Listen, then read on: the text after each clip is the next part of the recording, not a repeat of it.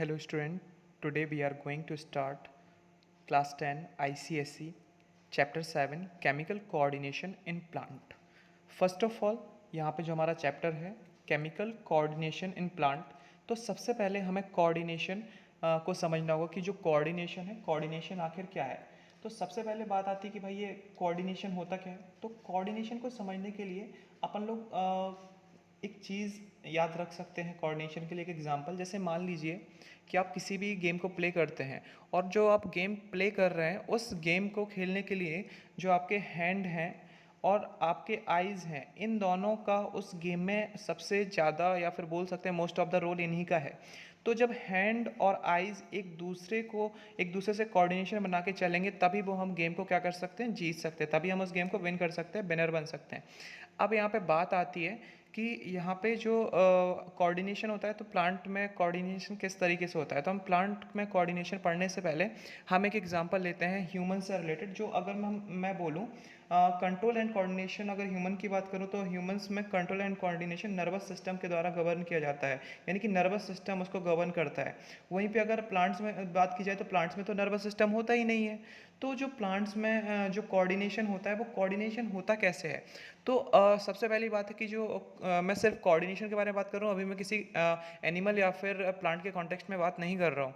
तो सबसे पहले यहाँ पे बात आती है कि जो कोऑर्डिनेशन होता है, कोऑर्डिनेशन टू टाइप से होता है। जो कंट्रोल एंड कोऑर्डिनेशन होता है उसके टू टाइप्स होते हैं। सबसे पहले तो उसे नर्वस सिस्टम कोऑर्डिनेट करता है। सबसे पहले उसे कौन सा सिस्टम कोऑर्डिनेट करता है, सबसे पहले उसको नर्वस सिस्टम कोऑर्डिनेट करता है। वहीं पे अगर मैं दूसरी बात करूँ तो दूसरा उसको हार्मोनल सिस्टम क्या करता है, उसको गवर्न करता है। तो यहाँ पे सबसे पहले नर्वस सिस्टम गवर्न कर रहा है और हार्मोनल सिस्टम गवर्न कर रहा है। तो फर्स्ट ऑफ ऑल अगर मैं बात करूँ तो प्लांट्स में तो हार्मोनल सिस्टम होता नहीं है, और फिर आती है बात प्लांट्स में तो नर्वस सिस्टम होता नहीं है, फिर आती है हार्मोनल सिस्टम की बात। तो प्लांट्स में हार्मोनल सिस्टम होता है और एनिमल्स में भी हार्मोनल सिस्टम होता है। तो यहाँ पे हम आगे बात करेंगे कि जो हमारा चैप्टर है, चैप्टर स्टार्ट कहाँ से होता है। तो चैप्टर में सबसे पहले यही क्वेश्चन हमसे किया गया है, व्हाट आर प्लांट हार्मोन्स। तो जो प्लांट के हार्मोन्स होते हैं वो होता क्या है। तो हम अगर एक एग्जांपल लेके बात करें, जो बॉडी पार्ट्स होते हैं, अगर हम उनका मूवमेंट देखें, जो बॉडी पार्ट हैं, बॉडी पार्ट्स के अगर हम मूवमेंट की बात करें तो वो कॉमन होते हैं किस में, वो कॉमन होते हैं एनिमल्स में। बट अगर प्लांट्स की बात करें तो प्लांट्स में हमें कॉमन देखने को नहीं मिलते हैं। जैसे कि अगर मैं एक एनिमल को देखूँ तो वो दौड़ रहा है ना, रन कर रहा है, चल रहा है ना, तो इस तरीके से वो अपने बॉडी मूवमेंट्स को शो कर रहा है। बट क्या प्लांट्स भी इस तरीके से अपने बॉडी मूवमेंट्स को शो करता है, तो नहीं, प्लांट्स इस तरीके से अपने बॉडी मूवमेंट्स को शो नहीं करता है। तो वो जो प्लांट्स होता है वो किस तरीके से अपने बॉडी मूवमेंट्स को शो कर रहा है, प्लांट्स अपने बॉडी मूवमेंट को शो करता है in the form of bending, twisting and elongation of certain parts. तो ये चीज़ आपको क्लियर हो गई। अब हम आगे बढ़ते हैं। जो भी ये सारे मूवमेंट्स होते हैं, ये सारे मूवमेंट्स क्यों होते हैं, तो ये सारे मूवमेंट्स का जो रीज़न होता है वो स्टिमुली या स्टिमुलस रीज़न होता है। अब मैं बात करूँ तो such changes either in external और internal environment of an organism are called stimuli. तो जो भी किसी भी ऑर्गेनिज्म जो है, अगर उसके एक्सटर्नल और इंटरनल एनवायरनमेंट में जो भी चेंजेस होते हैं उसको हम बोलते हैं स्टिमुली या स्टिमुलस। और जो उस स्टिमुली और स्टिमुलस का रिजल्टिंग एक्शन होता है या मूवमेंट होता है, दैट्स कॉल्ड द रिस्पॉन्स। तो यहाँ पे आपको ये चीज़ क्लियर हो गई कि स्टिमुली और स्टिमुलस क्या होता है। तो अगर मैं फिर से एक बार इसकी डिटेल करूँ आप लोगों को, तो यहाँ पे जो स्टिमुली और स्टिमुलस होता है उसका मतलब होता है कि जो एक्सटर्नल और जो इंटरनल एनवायरनमेंट है उसमें चेंज होना, और उस चेंज के कारण, उस चेंज की वजह से आप जो भी आपका जो रिजल्टेंट मूवमेंट होता है, आपका जो रिजल्टेंट एक्शन होता है, तो वो हमारा क्या कहलाता है, वो हमारा कहलाता है रिस्पॉन्स। तो यहाँ पे आपको एक चीज़ क्लियर हो चुकी है, यहाँ पे आपको दो चीज़ें क्लियर हो चुकी हैं कि स्टिमुली और स्टिमुलस, या फिर जो हमारा रिस्पॉन्स है वो आखिर होता क्या है। ठीक है, अब हम इसके आगे बात करेंगे। तो यहाँ पे जो मैं बात करूँ, जो प्लांट या और एनिमल्स के जो भी मूवमेंट्स होते हैं, वो मूवमेंट्स होते हैं क्या, वो मूवमेंट्स का अगर मैं एक कोई सेम रीज़न लेके चलूँ तो वो क्या होते हैं, वो होते हैं डिफरेंट मोड ऑफ न्यूट्रिशन। क्या होता है, डिफरेंट मोड्स ऑफ न्यूट्रिशन। अब आप लोगों ने न्यूट्रिशन के बारे में तो आप लोग जानते होंगे, ठीक है, न्यूट्रिशन के बारे में जानते होंगे, मोड्स ऑफ न्यूट्रिशन के बारे में भी आप जानते होंगे। मोड्स ऑफ न्यूट्रिशन होता है ऑटोट्रॉफ और हेटेरोट्रॉफ। तो यहाँ पे अगर मैं बात करूँ, जो प्लांट्स होते हैं वो किस तरीके से होते हैं, वो ऑटोट्रॉफ होते हैं। It's means synthesize their own food. But वहीं पे अगर मैं एनिमल्स की बात करूँ तो एनिमल्स डिपेंड होते हैं प्लांट्स पे डायरेक्टली और इनडायरेक्टली। तो यहाँ पे हमने बात करी कि जो प्लांट्स होते हैं वो अपना खाना खुद से बनाते हैं, और जो एनिमल्स होते हैं वो अपने खाने के लिए डिपेंड होते हैं डायरेक्टली और इनडायरेक्टली किस पे, प्लांट्स पे। अब अगर मैं बात करूं तो जो ये वर्क हो रहा है तो इनकी वजह से भी जो प्लांट्स में एक्सटर्नली और इंटरनली, प्लांट और एनिमल में एक्सटर्नली और इंटरनली कुछ बॉडी मूवमेंट्स हमें दिखाई देते हैं, जिससे हम क्लियर कर पाते हैं कि इनमें कुछ बॉडी मूवमेंट्स हो रहा है। अब हम इसके आगे बात करते हैं। जो प्लांट्स होते हैं, प्लांट्स को किसी तरीके के फास्ट रिस्पॉन्स की ज़रूरत नहीं होती है। किसी भी जो भी इन्वायरमेंट में कोई भी इमीडिएट चेंज आता है या फिर कोई भी छोटा मोटा चेंज होता है तो उसके लिए जो प्लांट्स होते हैं वो फास्ट रिस्पॉन्स नहीं करते हैं, but they do need to fast response to light, gravity and seasonal changes and coordinate growth of the cells in various parts of the plant body. तो जो भी जैसे सेल होता है, सेल का डिवीजन होता है, तो यहाँ पे जो प्लांट होता है वो फास्ट रिस्पॉन्स करता है। वहीं पे अगर मैं light, gravity and seasonal changes, तो कुछ इस तरीके से मैं अगर फैक्टर्स की बात करूँ तो इन फैक्टर्स में जो प्लांट होता है वो फास्ट रिस्पॉन्ड करता है। अब यहाँ पे अगर मैं एग्जांपल लेके चलूँ लाइट के लिए, तो हमने मान लो कि मैं एक पॉट लेता हूँ, उस पॉट को मैं क्या करता हूँ, एक पूरे रूम में, जिस रूम में बिल्कुल अंधेरा है उस रूम में मैं रख देता हूँ, और उस रूम में मैंने जो प्लांट को रख दिया है, उसमें प्लांट था। अब मैंने क्या किया, मैंने जो वहाँ पे सिर्फ एक खिड़की लगी हुई थी जहाँ से जो सनलाइट है, सनलाइट की रेज डायरेक्ट प्लांट पे पड़ सकती है। तो मैंने क्या किया, उस खिड़की को ओपन कर दिया। अब जब मैं कुछ टाइम बाद देखूंगा तो जो प्लांट्स का जो ग्रोथ मूवमेंट होगा वो टुवार्ड द लाइट होगा, टुवार्ड द सनलाइट होगा। तो इस चीज़ को आपको क्लियर रखना है। तो इसके इस तरीके से रिस्पॉन्स होते हैं। अब यहाँ पे हम बात करते हैं, they don't appear to have a nervous system और सेंस ऑर्गन। तो ये मैंने आपको पहले भी अभी बताया था कि जो प्लांट्स होते हैं उनमें सेंस ऑर्गन और नर्वस सिस्टम नहीं होता है। और जो इनका सेंसिटिविटी एंड कोऑर्डिनेशन होता है। अब बात आएगी, आप लोग सोचोगे कि इनका जो फिर ग्रोथ हो रही है और जो ये बैंड हो रहे हैं, ट्विस्ट हो रहे हैं, तो ये सारा कोऑर्डिनेशन या फिर जो ये भी इनमें मूवमेंट हो रहा है, ये किसकी वजह से हो रहा है? तो इसके लिए आप लोग याद रखना, it is the result of a chemical control. ये केमिकल है जो इन सब जो भी रिस्पॉन्स हो रहा है, जो भी ये स्टिमुलस से रिस्पॉन्स कर रहे हैं, तो ये जो हो रहा है ये कौन कर रहा है? ये केमिकल कर रहा है, एक केमिकल कंपाउंड है, दैट्स कॉल्ड द हार्मोन। अभी आप लोग इसके बारे में भी डिटेल से पढ़ेंगे। तो यहाँ पे आप लोग को काफ़ी सारी चीज़ें क्लियर हो गई होंगी कि जो प्लांट्स हैं वो कोऑर्डिनेशन करते हैं और प्लांट्स किस तरीके से कोऑर्डिनेशन करते हैं। और यहाँ पे अब हम आगे बढ़ते हैं, तो यहाँ पे जो हमारा प्लांट है, तो plant respond to stimuli by producing chemical compound called hormones, जो कि मैंने अभी आपको बताया। और इसमें लिखा हुआ दैट वर्क एज मैसेंजर। तो ये जो हार्मोन्स होते हैं वो एक मैसेंजर की तरह वर्क करते हैं।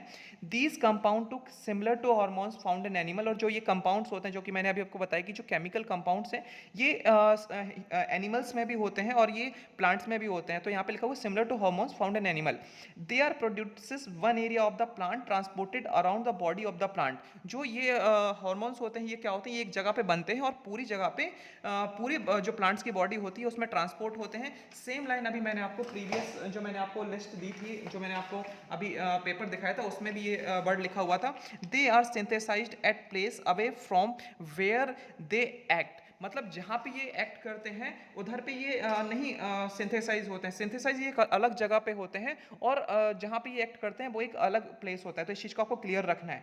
उसके बाद बात आती है कि इनका जो एरिया होता है या फिर जहाँ पे ये सिंथेसाइज होते हैं, जो हार्मोन्स होते हैं वो कहाँ पे होते हैं? तो the main area of growth in plants are the meristem. Meristem is हम बोल सकते हैं मेरिस्टेम एक प्लेस है या फिर एक रीजन है जहाँ पे ये ग्रोथ हो रहा है। तो यहाँ पे आपको एक चीज़ क्लियर हो गई होगी। अब हम इसके आगे बढ़ते हैं, तो ये सारी चीज़ आपको क्लियर हो जाएंगी। और they are sensitive to light, water, temperature etcetera. तो ये मैंने अभी आपको बता दिया था। और अभी मैंने यहाँ पे आपको plant respond to the direction from which light comes, the intensity of the light to the length of daily exposure to it. तो ये मैंने अभी आपको अभी मैंने आपको एक पॉट वाला एग्जाम्पल दिया था जिसमें हमने एक प्लांट को लगाया हुआ था और उस प्लांट को हमने उस पॉट को हमने क्या किया था, उस पॉट को हमने एक रूम में रखा हुआ था जिस रूम में चारों तरफ से अंधेरा है, और हमने एक खिड़की को ओपन किया था जहाँ से प्लांट को कंप्लीट सनलाइट मिल रही थी। जहाँ से प्लांट को क्या हो रहा था, प्लांट को कंप्लीट सनलाइट मिल रही थी। और फिर हम कुछ टाइम बाद उसको देखते हैं कि वो उस तरफ ग्रो कर रहा है, मतलब उसका जो रिस्पॉन्स है, उसका जो रिस्पॉन्ड है वो उस लाइट की तरफ हो रहा है जो सनलाइट जहाँ से आ रही है। अब हम आगे बढ़ते हैं, different part of the same plant में react differently to the same stimulus. अब यहाँ पे बात आती है कि सर यहाँ पे ये क्या आ चुका है? तो different part of the same plant, मतलब जो एक ही प्लांट को हम लेते हैं बट प्लांट्स के डिफरेंट पार्ट्स को अगर हम देखते हैं तो may react differently to the same stimulus. अगर मान लो स्टिमुलस सेम है, जो एक्सटर्नल इंटरनल जो भी उसमें स्टिमुलस हो रहा है। अच्छा, मैं अगर एग्जांपल जो अभी मैंने आपको दिया था लाइट का, तो जो लाइट के कारण जो भी प्लांट था वो लाइट की तरफ या टुवार्ड द लाइट ग्रो हो रहा था। तो हम उसी का एग्जांपल लेके चलते हैं। तो आप जब उसको रखते हो तो भाई आप देखते हो कि जो सूट है वो टुवार्ड द लाइट ग्रो हो रहा है, बट वहीं पर रूट है वो अवे फ्रॉम इट, मतलब इससे दूर जा रही है, मतलब इससे जो रूट्स हैं वो लाइट से मतलब लाइट की अपोजिट डायरेक्शन में वो ग्रो कर रही हैं। ठीक है, ये चीज़ आपको क्लियर हो गई होगी। इसके बाद एक चीज़ और आता है information, the term hormones was firstly used by William Bayliss and Ernest Starling in 1902। यानी कि जो हार्मोन्स था उसको सबसे पहले William Bayliss and Ernest Starling ने 1902 में फर्स्टली इस टर्म को यूज किया था। इसके बाद यहाँ पे आप लोग को क्वेश्चन मार्क दिख रहा होगा, फाइटो हार्मोन्स लिखा हुआ है और यहाँ पे क्वेश्चन मार्क भी लगा हुआ है। अरे भाई ये फाइटो हार्मोन्स आखिर होता क्या है? तो सबसे पहले आपको समझने का नीड है कि जो फाइटो है, फाइटो का मीन्स होता है प्लांट, और हार्मोन्स यानी कि it is a chemical compound. अब यहाँ पे हम बात करते हैं कि जो फाइटो हार्मोन्स होता है इसका मतलब है प्लांट्स में जो हार्मोन्स होते हैं हम उसको फाइटो हार्मोन्स बोलते हैं। अब बात आती है कि हमने जो प्लांट में हार्मोन्स होते हैं उसको हमने फाइटो हार्मोन्स क्यों बोला? तो उसको हमने फाइटो हार्मोन्स इसीलिए बोला क्योंकि इसको हमें एनिमल हार्मोन से एकदम डिस्टिंग्विश करना था। यहाँ पे आप लोग देखेंगे भी phyto hormone was coined to distinguish them from animal hormone, क्योंकि जो एनिमल्स के हार्मोन है, अगर हम हार्मोन बोलते हैं तो हमें ये चीज़ क्लियर नहीं होती है कि वो एनिमल्स के हार्मोन्स हैं या फिर प्लांट्स के हार्मोन है। तो इसलिए हमने इस टर्म को डिस्टिंग्विश किया है ताकि हम प्लांट हार्मोन्स और एनिमल हार्मोन्स में एक भी कंफ्यूजन ना आए हमारे मन में। तो हमने यहाँ पे फाइटो हार्मोन्स ये वर्ड इसीलिए दिया है ताकि हमें ये चीज़ क्लियर हो कि ये जो फाइटो हार्मोन्स वर्ड है this is used for the plant hormones. चलो तो हम आगे बढ़ते हैं। इसके बाद जो हमारे फाइटो हार्मोन्स है तो होते हैं, तो फाइटो हार्मोन्स कुछ आपकी जो बुक है उसमें 5 फाइटो हार्मोन्स दिए हुए हैं, बट जो 5 फाइटो हार्मोन्स दिए हुए हैं उनमें से कुछ ग्रोथ को प्रमोट करते हैं, यानी कि वो होते हैं ग्रोथ प्रमोटर। वहीं पे जो कुछ हार्मोन्स होते हैं वो होते हैं ग्रोथ इनहिबिटर। कैसे होते हैं हार्मोन्स? वो होते हैं ग्रोथ इनहिबिटर।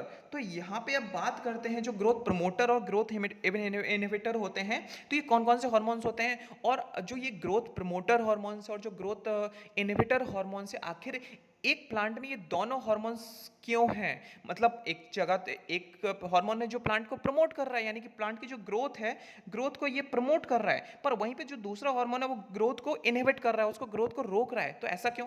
तो यहाँ पे सबसे पहले बात करेंगे जो ग्रोथ प्रमोटर होते हैं। तो ग्रोथ जो प्रमोटर हार्मोन्स होते हैं वो 3 हार्मोन्स होते हैं। तो सबसे पहला तो हमारा ऑक्सिन आ जाता है जो कि आपको यहाँ पे देखने को मिल जाएगा। उसका बाद हमारा जिब्रेलिन आ जाता है जो कि आपको यहाँ पे देखने को मिलेगा। उसका बाद हमारा साइटोकाइनेंस आ जाता है जो कि आपको यहाँ पे देखने को मिलेगा। तो ये हमारे जो 3 हार्मोन्स हैं या 3 हमारे जो ये यहाँ पे आपको हार्मोन्स दिख रहे हैं, ऑक्सिन, जिब्रेलिन एंड साइटोकाइनेंस, ये हमारे ग्रोथ प्रमोटर हार्मोन्स हैं।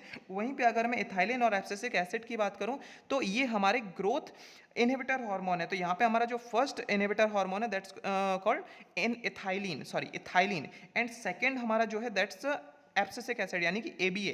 तो यहाँ पे हमारे ग्रोथ प्रमोटर के साथ ग्रोथ इनहिबिटर हार्मोन्स हैं। यहाँ पे हमारे 3 जो हार्मोन्स है वो हमारे ग्रोथ प्रमोटर हैं, वहीं पे जो हमारे 2 हार्मोन्स हैं वो हमारे ग्रोथ इनहिबिटर हैं, यानी ग्रोथ को इनहिबिट करते हैं। तो इन हार्मोन्स के बारे में भी हम डिटेल से पढ़ेंगे। आज के लिए हमने यहाँ पे देखा कि हमने जो भी ये चैप्टर पढ़ा था तो इसमें हमने प्लांट्स के बारे में जाना कि प्लांट्स में जो कोऑर्डिनेशन हो रहा है वो किसके कारण हो रहा है। तो हमें पता चला वो एक केमिकल कंपाउंड के कारण हो रहा है। अब जो केमिकल कंपाउंड था तो उस केमिकल कंपाउंड को हमने हार्मोन बोला। क्या बोला हमने? उस केमिकल कंपाउंड को हार्मोन बोला। उसके बाद हमने यहाँ पे देखा एक वर्ड दैट द स्टिमुली। क्या देखा हमने? That's word stimuli. अब जो स्टिमुली वर्ड था तो मैंने यहाँ पे बताया आपको कि ये एक्सटर्नल और जो भी इंटरनल, ठीक है, तो जो भी इंटरनल और एक्सटर्नल जो भी चेंजेस हो रहे थे वो हमारा क्या है, वो हमारे लिए स्टिमुली है। वहीं पे अगर इन जो ये स्टिमुली था इससे जो रिजल्टेंट, क्या मैं बोलता हूँ, जो रिजल्टेंट एक्ट हमें देखने को मिलता है एंड हमें जो रिजल्टेंट हम मूवमेंट बोल सकते हैं, जो हमें मूवमेंट वहाँ पे देखने को मिलता है वो कहलाता है हमारा रिस्पॉन्स। तो यहाँ पे हमने एक चीज़ ये पता की। उसके बाद हमने देखा कि ये जो प्लांट्स होते हैं, प्लांट्स को फास्ट रिस्पॉन्स की नीड नहीं होती है, but they do need to fast response. ये कहाँ पे अपना जो रिस्पॉन्स दिखाते हैं, ये रिस्पॉन्ड टू लाइट हो गया, ग्रेविटी हो गया एंड एटसेट्रा, जो भी मैंने आपको अभी चीज़ें बताई थी। उसके बाद मैंने आपको बताया जो केमिकल जो केमिकल कंपाउंड होता है, जो कंपाउंड होता है उसको मैंने क्या बोला? उसको मैंने हार्मोन बोला। तो यहाँ पे आपको ये चीज़ भी क्लियर हो गई होगी। उसके बाद उसके बाद हम आगे बढ़ते हैं तो यहाँ पे हमने एक चीज़ और देखी थी। यहाँ पे हमने जो सबसे एक इंपॉर्टेंट चीज़ देखी थी ये था फाइटो हार्मोन। क्या देखा था हमने? Phyto hormone. फाइटो जहाँ पे मैंने आपको बताया कि फाइटो का मीन्स होता है plant and hormones is a chemical compound. तो जो प्लांट में जो केमिकल कंपाउंड है उसको हम बोलते हैं फाइटो हार्मोन। और फाइटो हार्मोन हमने वर्ड को यूज क्यों किया? हमने डायरेक्ट हार्मोन ही क्यों नहीं बोला? तो फाइटो हार्मोन हमने एनिमल हार्मोन से इसको डिस्टिंग्विश या फिर डिफरेंट या फिर अलग करने के लिए इसको हमने ये नाम दिया। और अगर मैं बात करूं तो जो हार्मोन वर्ड है, जो हार्मोन वर्ड है, जो कि मैंने अभी आपको थोड़ी देर पहले बताया था कि जो हार्मोन है उसको फर्स्ट टाइम यूज किया गया किस 1902 में। कब किया गया यूज? फर्स्ट टाइम 1902 में। और किसने किया? William Wallace. किसने किया? William Wallace and Ernest Starling. किसने किया? Ernest Starling. तो आपको ये चीजें क्लियर हो गई होंगी। इसके बाद मैंने आपको बताया कि हमारे जो हार्मोन्स हैं वो हमारे ग्रोथ प्रमोटर भी हैं। वहीं पे हमने एक चीज और भी देखी कि जो हमारे हार्मोन्स है वो हमारे ग्रोथ इनहिबिटर भी हैं। तो ग्रोथ प्रमोटर हार्मोन्स भी हैं, ग्रोथ इनहिबिटर हार्मोन्स भी हैं। अब जो ग्रोथ प्रमोटर हार्मोन्स है वो हमारे कौन कौन से हार्मोन्स है वो मैंने अभी आपको बताया था कि वो हमारे ऑक्सिन है, जिब्रेलिन है, साइटोकाइनेंस है।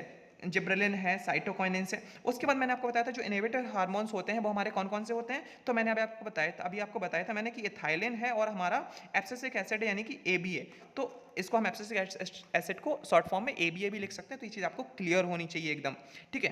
तो यहाँ पे आज की क्लास हमारी फिनिश होती है और नेक्स्ट क्लास में हम देखेंगे कि ये जो हार्मोन्स होते हैं जो जैसे कि ऑक्सिन हो गया, जिब्रेलिन हो गया, साइटोकिनिन्स हो गया, और इसके बाद जो हमारे ग्रोथ इनहिबिटर हार्मोन यानी कि इथाइलिन और एबीए यानी कि एब्सिसिक एसिड हैं, इनका जो साइट होते हैं ये कहाँ पे, इनकी जो साइट होती है मतलब इट मीन्स कि ये कहाँ पे पाए जाते हैं, और इसके बाद इनके फंक्शंस क्या होते हैं, ये किस तरीके से प्रमोट करते हैं और इनमें क्या क्या होता है। तो इन सब चीज़ों के बारे में हम नेक्स्ट लेक्चर में जानते हैं। Thank you.